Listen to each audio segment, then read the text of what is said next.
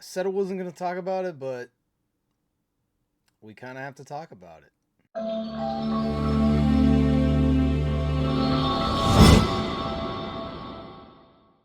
Hey, everybody, welcome to the Blockbuster Report. This is a different kind of video. Um, I'm just going to there's probably going to be a lot of edits in this, so I apologize already, but, because this isn't a pre written, this isn't a script, this isn't pre written. Um, just kind of like trying to articulate my raw thoughts of what's happened, some of the information that I've gotten about what's happened, where I'm, where I need to make adjustments, how we need to evolve, or how I have to evolve with the channel and what I'm doing. Kind of talk about the subject at hand and just my thoughts on it. Obviously, like there's two different factions with it, and um, no one's crossing over to the other side. I feel like this is like very much like politics of you either you're either on one side or the other for when it comes to social media anyway. I know there's a like person to person, people are an individual. You can have a conversation about it. Maybe you can change a mind or change a perspective. But for the most part, this is surprisingly like a hot topic. Um, but I'm just gonna try to articulate as best I can of you know the information that I've kind of collected over the last week or week and a half, and what I'd like to do, where I'd like to take this, um, what it has to become, um, you know, uh, what kind of services I'm gonna be offering, if any. Um, you know, the studio perspective, and then I also would like to tell you like my thoughts on like some upcoming videos that I'd like to do, but I'd really like your feedback if to see if that's something you'd really be interested in versus me just wasting my time thinking you'd be interested in it. So I guess let's get started. All right. Well, obviously the main topic is not something that I wanted to continue, just for various reasons of like you don't want to continue the drama. You don't want to feed into anybody and give them more ammunition.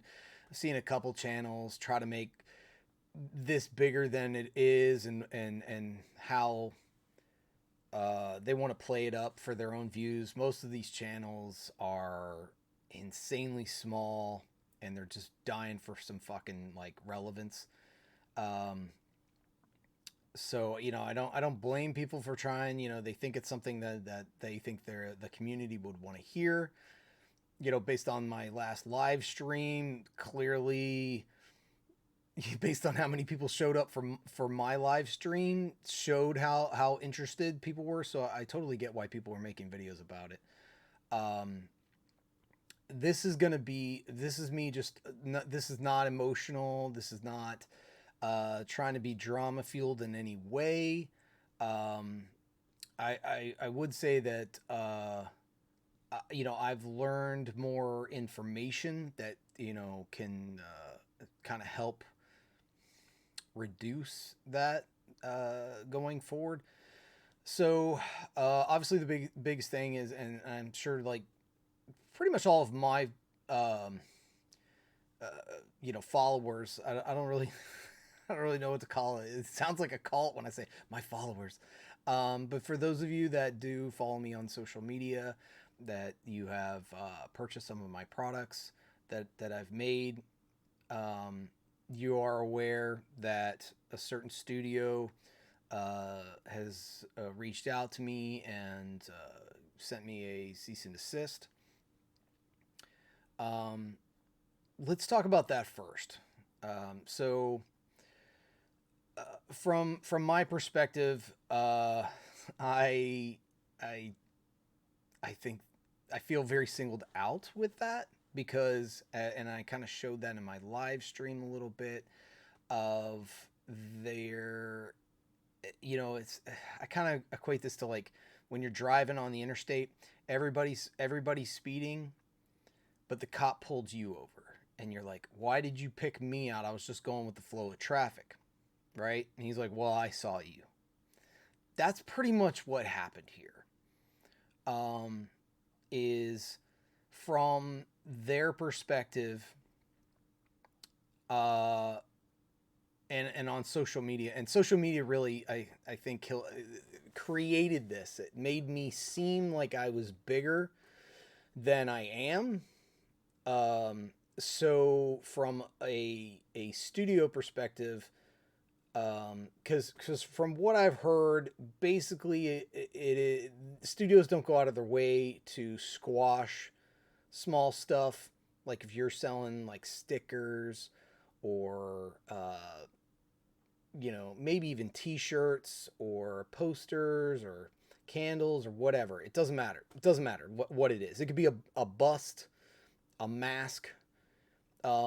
They don't go out of their way to individually go squash those because it doesn't look good optically, and every time it costs money to do that. So like it's costing that studio money in attorneys to file that paperwork to give notice for their time. So it financially speaking, aside from optics, financially speaking, it would be a bottomless pit that they would be dumping money in to squash no one of relevance in when it comes to their the studios or any company. It doesn't matter what it is. Any company's financials.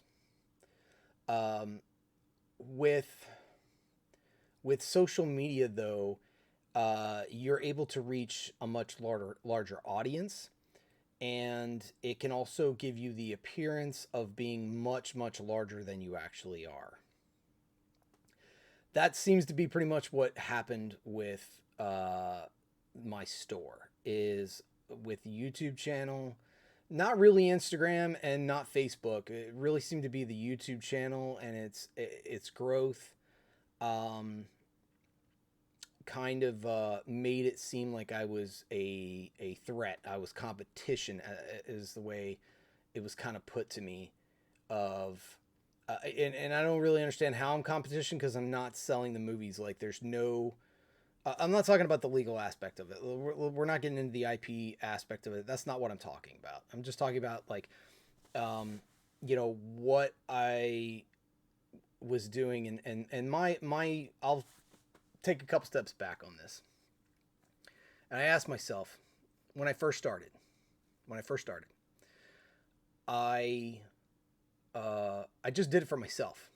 I was just so upset and so disappointed in how crappy the packaging was for the white Steelbook Indiana Jones box set was.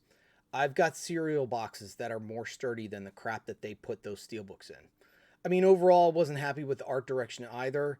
That's another total different discussion. But from a packaging standpoint, just the lack of sturdiness, lack of quality, lack of effort, it just kind of sent me over the edge. And so for myself, I was determined that I was going to make something better.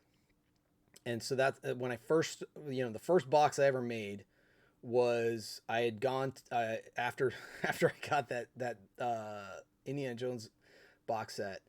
I went to Hobby Lobby, and you know, it was just like dumb luck. They had these decorative metal tins boxes that had the same shape and dimensions of the tin steelbook library steelbook box set kind of things that we had all gotten used to, like Rambo and the Lord of the Rings stuff, and the James Bond collection, that shape, rounded corners. It was made of the metal tin. It was the same material.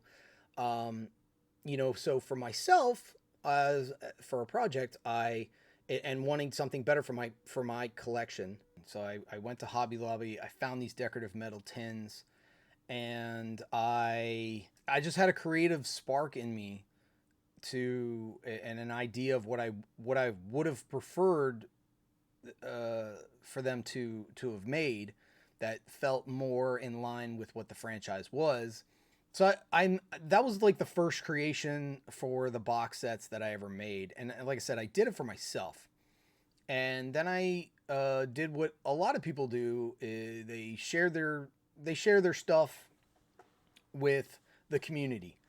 So for what I was making, it was the physical media community. So I just kind of posted, of like, hey, I was just so disappointed. I made this for myself. What do you guys think? And there was just a tremendous um, reaction. People were really excited about it. They really loved it, and a lot of people, including my close friends at the time, asked me for one. They're like, "Hey, that's amazing. Can you make me one?" I'm like, "Yeah, sure." So I've asked myself, at what point does it go from, like, when it comes to the perception of others in this community? At what point is it go from, if ever, because maybe your answer is it's never okay, but like at what point does it go from it's okay, you don't have anything negative to say about it, you're just making for a couple friends or just maybe a couple people, what defines, like what's the magic number of threshold of people that you help and make one for before it's wrong in your eyes, kind of thing. And I'm not looking for a number in the comments section or anything like that. It's just, I'm just talking out loud. I'm just trying, I'm just curious. I just want to try to create thought, as you're watching this. At what point does it go from, yeah, that's cool, that's really nice that he's doing that, to you're in the wrong, kind of thing, from a perspective shift, right? Because there is a number. Everybody's got that number. Everybody's got that idea in their head. And for me, I never had that perspective shift because my mentality on it and the way I have always done this was, I didn't give a shit about making money. It's never, this is like I've said many times on my live stream, this is my day job. I'm not dependent on any of the revenue from this. And for the period of time that I did it, I really didn't make anything. like I said, I've told you guys many times, like over 90% of whatever I made went right back into either buying better equipment, better materials, you know, it went right back into it to make a better, product, or box set or whatever it was for the community. I never set out to like make it a business. I never set out to make. I'm certainly not getting rich off of any of this shit. Um, so, um, for me, I never had that perspective shift. Now, obviously, with social media, everybody has a different opinion, and everybody, people see it, and it becomes you have made it a business, or you're trying to profit off of X, Y, and Z. And that's never been my goal. It's never been a goal. I just looked at it as the physical media community. You guys are my friends, and I'm just trying to help out my friends. And unfortunately, when it comes to physical media, things, especially with inflation and stuff like that, and the production costs to produce something in 4K, and whenever you have like a writer's strike, or not so much the strike, but like the negotiations of it, contracts are reworked, people have contracts, it's very complex. And I'm not naive to it, but I also over simplified it for myself as to why these studios don't put out better stuff. Um, you hear from people that work in the industry, and they talk about how they fight tooth and nail because they're collectors too, but they're going up against the corporate head conference room, and you got the penny pinchers and analysts, and they don't they don't know about that product. They don't know how valuable it is, so they don't want to invest uh, any money, or they only want to invest as little as possible to get that product out. It's almost as though they want to. It's like, a kid annoying a parent, and the parent just finally has to acknowledge, be like, fine, what do you want? All right, go, just go do it. Uh, but that's the way it seems that's going on with the studios, from the physical media packaging aspect. Um, Obviously, everything costs money, and things have gotten, uh, from a production standpoint, things get more expensive. They rarely get cheaper. Um, so I see where, if this studio divisions, like whatever division that is, the managers and the penny pinchers and all those people that are involved, they're trying to make uh, as much profit with as little cost as possible. I mean, that's economics 101, makes sense.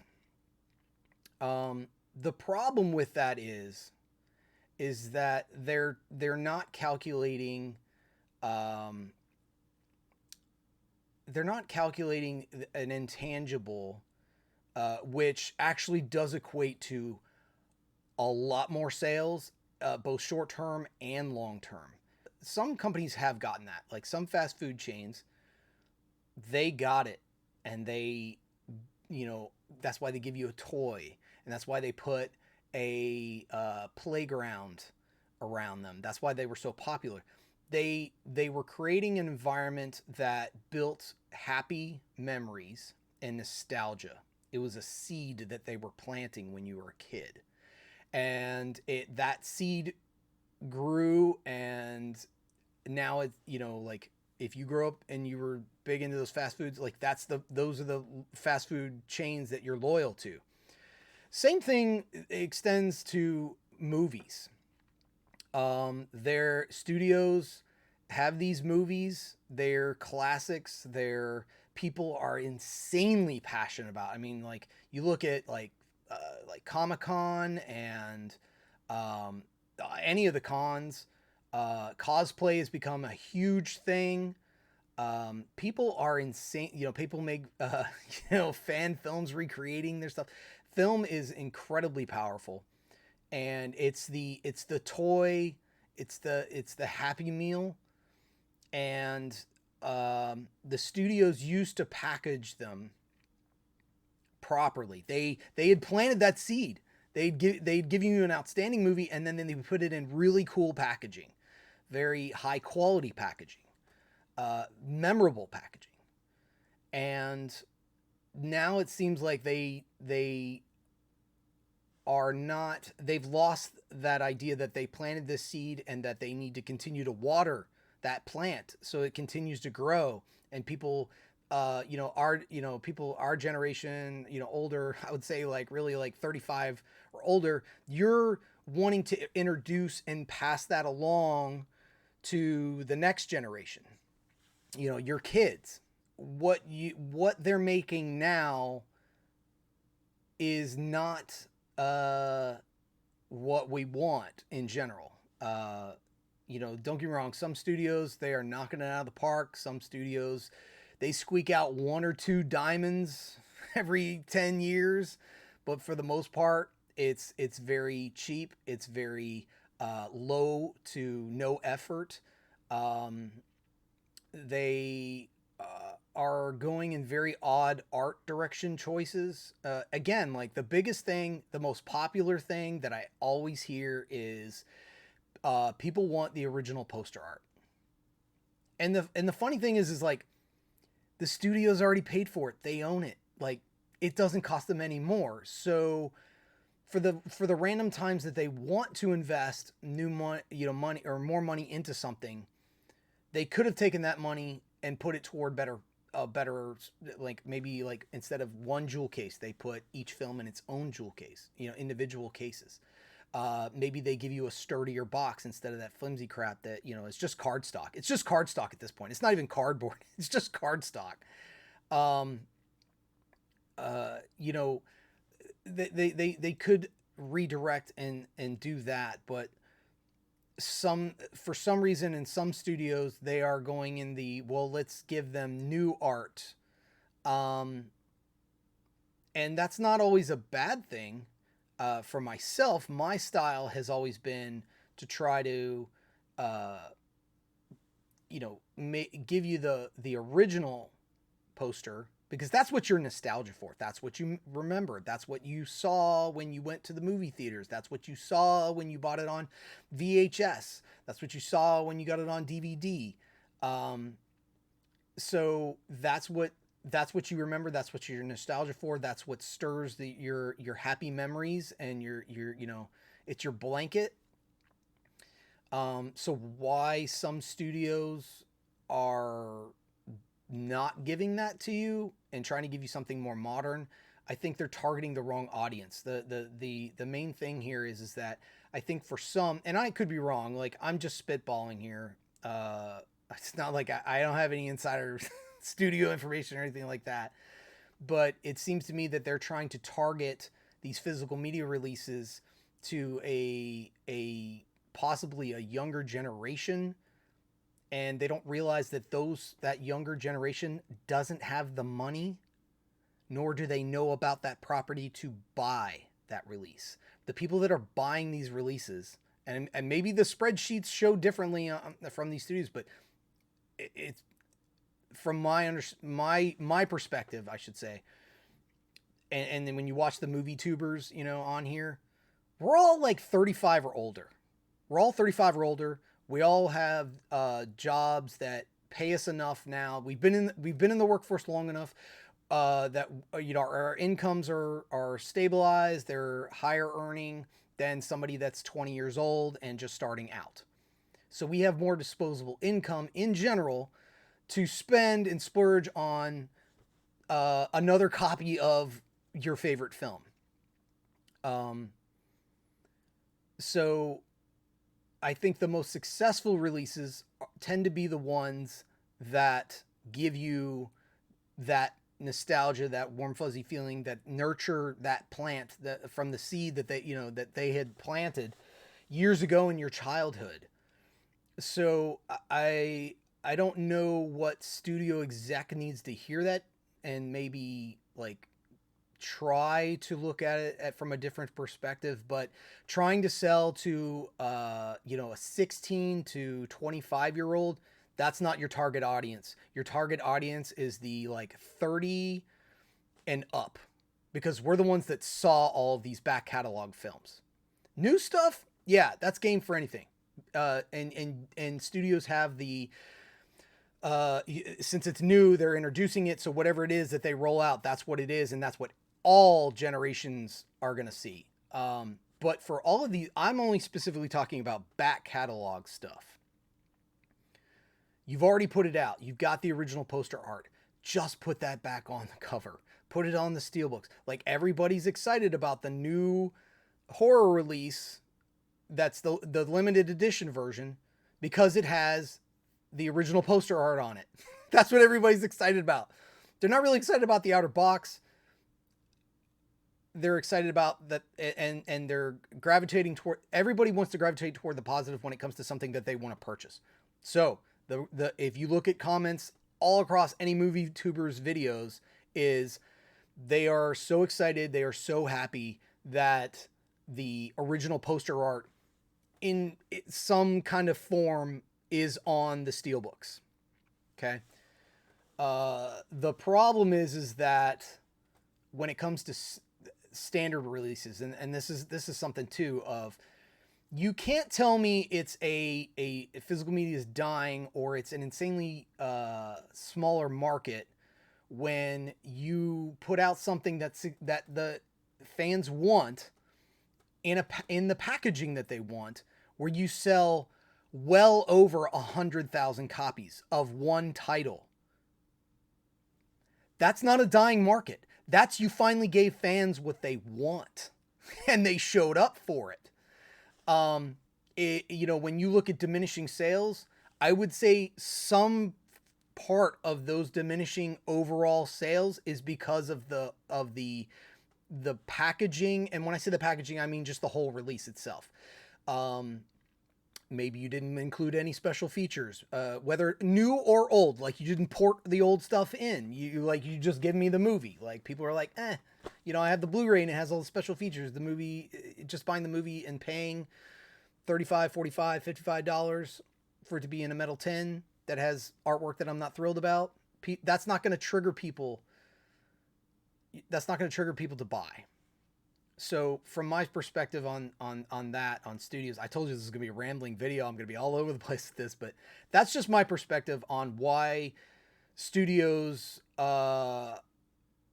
with their physical media releases, it's so sporadic, and predominantly why it is diminishing returns. It's because they're not putting any effort in, and the effort that they are putting in is not playing to their customer base. It's like some studios are making films and they want to put in or pander to a very, very small but very loud audience.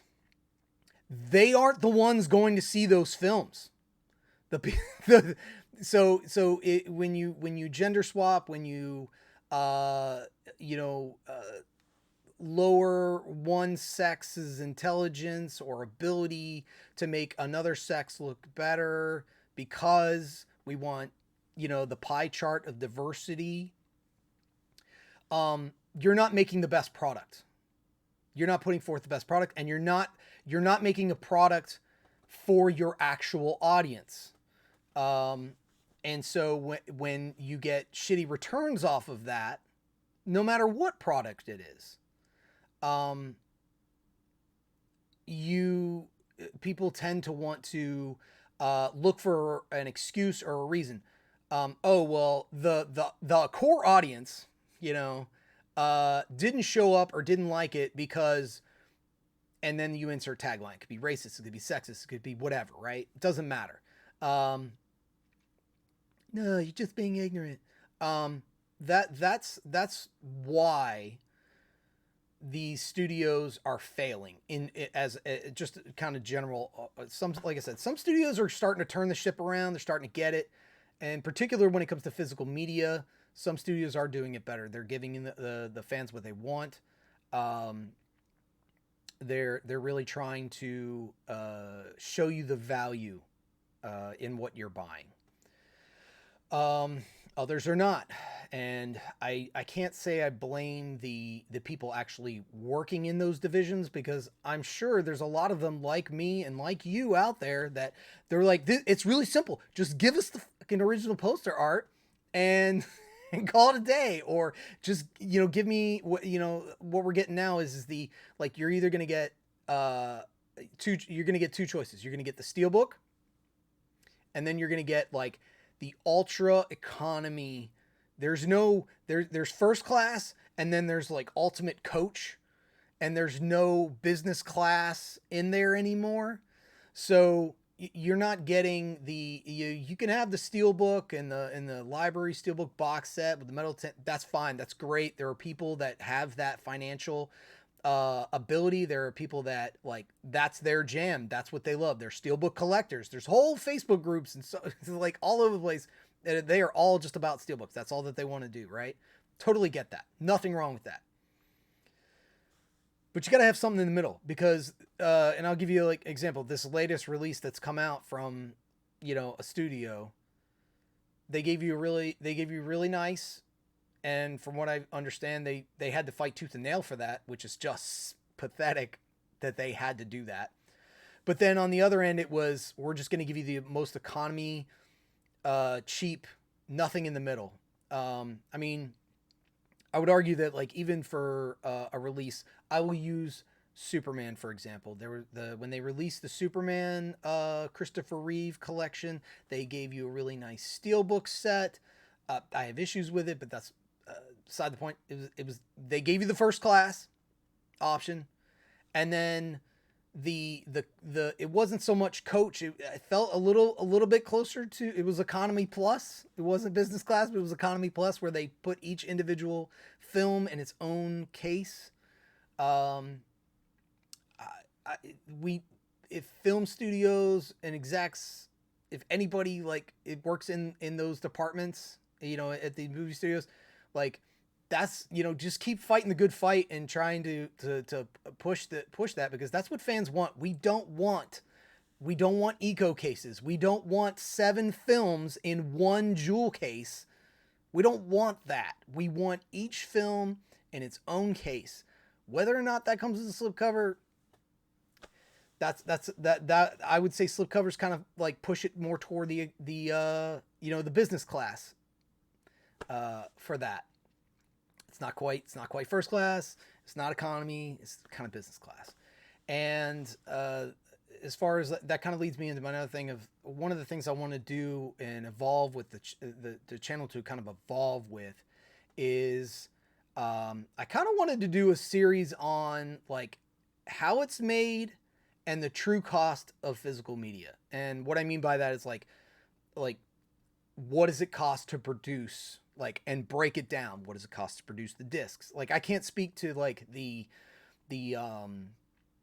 like cost of a restoration or the money that they have to pay actors or, for something in their contracts or any of that part. I'm just talking about the physical the creation of the physical products of the discs, of the labels, of the inserts, of the cases, of the steelbooks, the outer box. That I'd like to do a series on that, because I do know quite a bit about that. So, and kind of like, pull back the curtain and kind of show you guys like what that aspect of it is. And maybe you can learn to either appreciate the price that you're paying for these things, or also on the other hand, see how cheap it actually, in certain instances, depending on what it is that you're trying to produce, how cheap it actually is and how much they're like just robbing you. I think that would be interesting to do. So let me know in the comments on that. But as far as like the channel, that's something that I'd like to evolve, because from this chain of events that has occurred and what I'm going through right now, it's become very clear to me that the social media presence that I had definitely gave off a false image, and it made me appear that I was way bigger, like just one dude working out of my basement with Microsoft Paint, folks. Like, but on social media and that presence and what you're seeing, because I put so much effort and passion into it, it made it seem that it was way bigger, and in one studio's eyes, now it's a threat. Why it's a threat? Because that's what it boils down to. That's what it kind of deemed. It was like it was a threat, or you're making too much, which that's not the case at all. Like I told you before, like no one's getting rich off this shit, right? And I've also been told I kind of appear to be competition. And I would argue against that, because I can't be competition, because I'm not selling the movies. I've never sold the movies. I don't include the discs. I don't include the films in any shape or form. I only make empty boxes. That's really what it boils down to. It's just empty boxes and some paper with printed images on it, right? when you break it down like that, it sounds really pathetic that like somebody would come after you for that. But it is what it is. Especially like I said, like I pointed out in my live stream of how everybody's speeding. It's just the cop decided to pull me over. So I'm the one that got singled out, and I think it's because, like I said, from what I've been told and what I've learned, it just made it look. It just looked like I was too big, and I was making like money, like Mad's money, like I'm Scrooge McDuck swimming in the vault kind of thing, and that's not the case at all. So I have reached, for those of you that aren't aware, like I've reached out to every major studio. I've reached out to every one of them. Some have already gotten back and said no. Um, I'm sure the rest will follow. What I don't understand is why it's so hard when I see other companies like some of the higher ends like Mana Labs or Bluefins or whatever of those. I'm not really familiar with those, but I know that some of them are licensed with what it is. So, and some of them are not selling you the movies. They're just selling you the packaging, which is exactly what I was doing. I was just making packaging for, the small niche of physical media collectors in this community that wanted to just, have something better on their shelf to elevate their collection from what, you know, the studio had offered them as far as packaging goes. Like I said, like everybody still has to go buy the movie from these studios. I encourage you. I do not promote you to steal and make bootleg off of these studios if they're offering you an official release. Like go get that shit. It's just like when we talk about the Star Wars despecialized editions or 4K Project 4K 77 and all that stuff. Obviously, like the first thing you see when you go to do the download is they're like, you gotta have bought the official releases first. It's kind of on the honor system with that particular thing, but that's what's emphasized is go and make sure that you give the studio their money that they're due. And when it comes to my stuff, you absolutely have to. You have to go buy the movie from them. You're not getting it from me ever, fucking ever.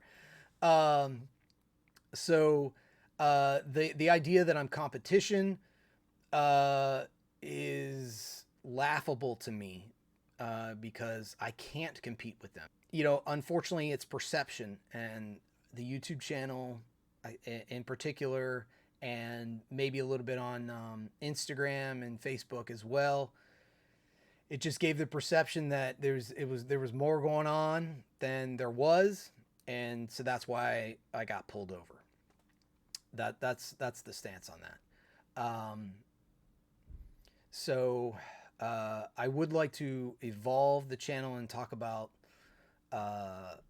aspects of physical media packaging, and still do reviews and stuff of physical media stuff. But I'm gonna shift away from me selling and and like from a promotional standpoint, selling things that I make. I'm moving to. I'll be happy to show off personal projects that I've done, in the hopes that it will inspire you to express your creativity in not in any particular specific way. I'll still continue to have the store open for you to be able to purchase, the clear cases, the blank media. So like the clear cases, the 4K cases, and the blank slip boxes and the blank box sets, the templates, all the materials, for you to be able to customize your own collection and express your creativity in any way that you find. That's really going to be the goal going forward. More of a member side of it, so that we can express our creativity to each other, and I can show off like your creations and stuff, because I can't and don't want any future problems by showing off something that you created for yourself in your own collection to be implied or associated with something that I actually made. So um, I, I think I'm going to move more toward that. More of the regular videos like this are going to be, like I said, more of series of like how it's made, costs, movie reviews, unboxings of official releases and stuff like that. Um, but obviously, like still like on the live streams, be able to answer questions if you're having technical problems with any one particular thing. I will tell you, don't don't ask me to make anything associated with Warner Brothers, New Line Cinema, DC, like that whole umbrella. Don't ask me to do anything like that because the answer is no. I won't. Um, I can't help you with artwork. I can't do it under the table. I can't gift it to, like you're not going to make a donation and then I gift something to you for said donation. Like I can't do any of that. I won't be doing any of that. So I just want to make that abundantly clear. So there's no there.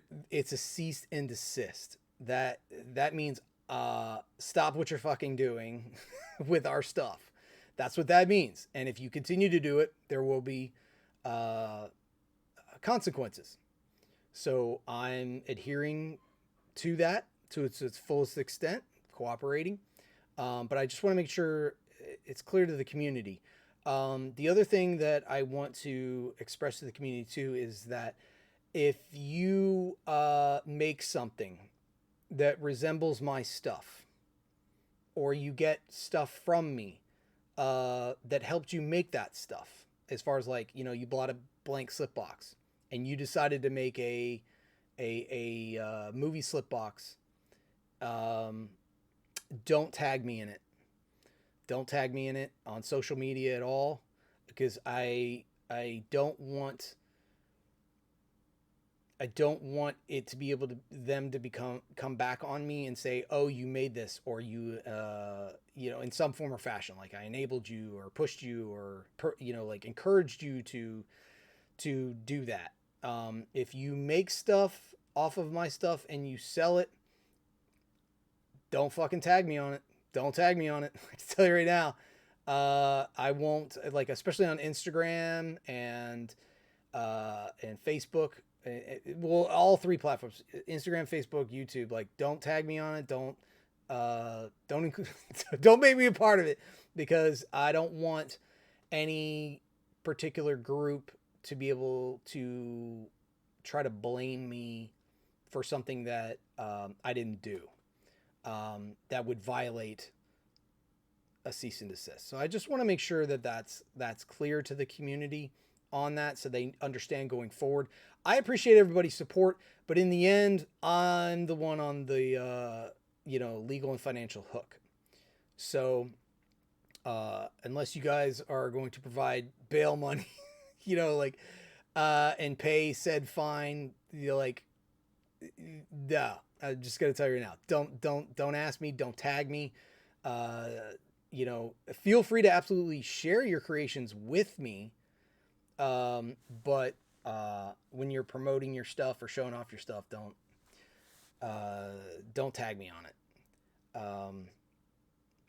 So I think those are the important things to talk about with in this video. It's a little bit longer than I thought it was going to be, but that's okay because I just wanted to get that out. For those of you that have purchased from me in the past, I will be reaching out to you guys. Most likely, it's going to be through email, just as kind of a newsletter type thing. So be on the lookout for that. Probably, I'm going to say sometime next week. So make sure you and I'll talk about it on the live stream as well, of kind of like a better timetable, because today is Saturday. So by Wednesday, I should have more information about that. But that way, like I can um, you know, keep in touch with you guys and talk to you guys about what's going on, um, and like where we're headed, where how we're evolving, I should say, is really the biggest thing. So just be on the lookout for that. Um, like I said, I think for a large portion of it, though, we'll be doing, I'll be pushing more for like memberships, and I'll give you perks with memberships, obviously, like you get, private live streams and you get private videos with a membership. So that's a exclusive access. Um, I was thinking about giving you like free shipping. So right now, the way I have it set up, it's flat rate shipping, and you have to hit like $99.99 to qualify for free shipping with the membership. That would give you free shipping, so you never have to worry about that. So if you only need to pick up one thing, like you're not like, well, shit, that's going to cost me another $10 on top of that for shipping, and you want to wait until you have a large enough order to reach that threshold. So that'll be like a perk that I'm really considering doing. Let me know what you guys think about in the comments below. I know it's not like the most upbeat video, but I just wanted to kind of talk about it. Like I said, just recapping. Like from a perspective, like at what point do you go from like I was just making this for my friends, or what you consider your friends, or you're just trying to help. You're just trying to help, and it goes from you're helping to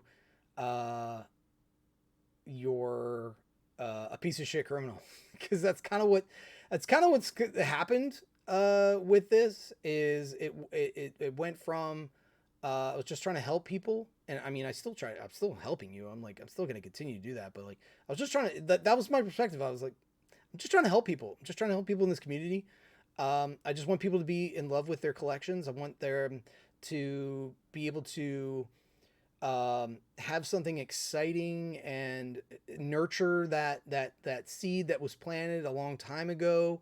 So that when they're passing it on to their kids, it's something special. There's nothing special about an eco case. There's nothing special about 7 movies being in one jewel case.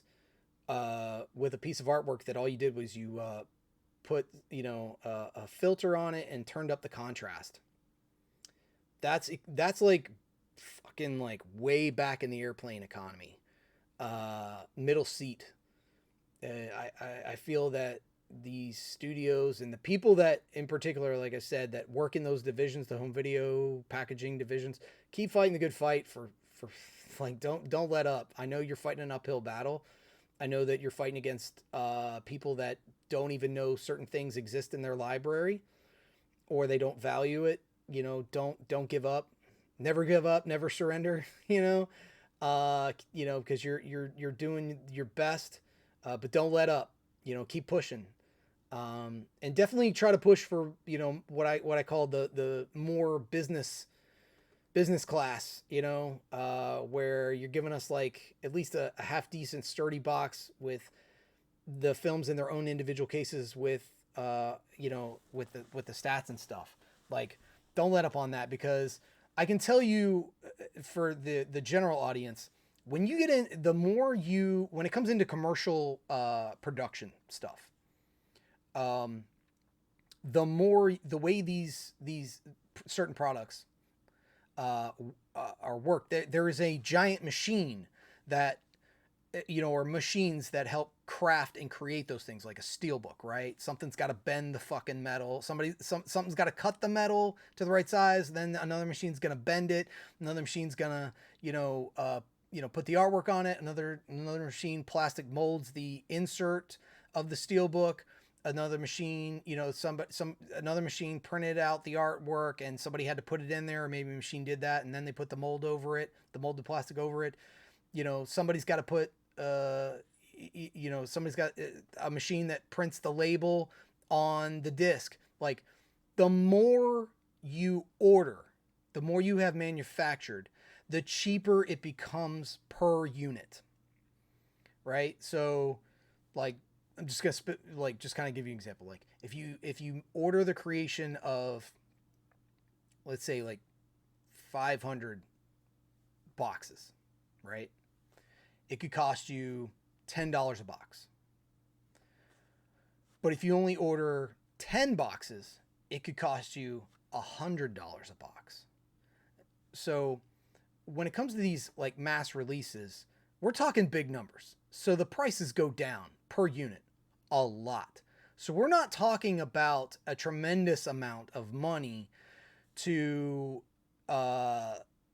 upgrade certain things from piece of shit economy to at least like economy plus or business.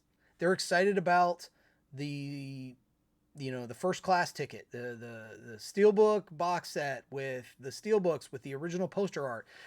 No one's excited about the economy ticket. There's nothing sexy about that. Nothing at all. And when you're doing the first class ticket, there's only you go on any airplane, there's a significantly fewer number of first class seats, right?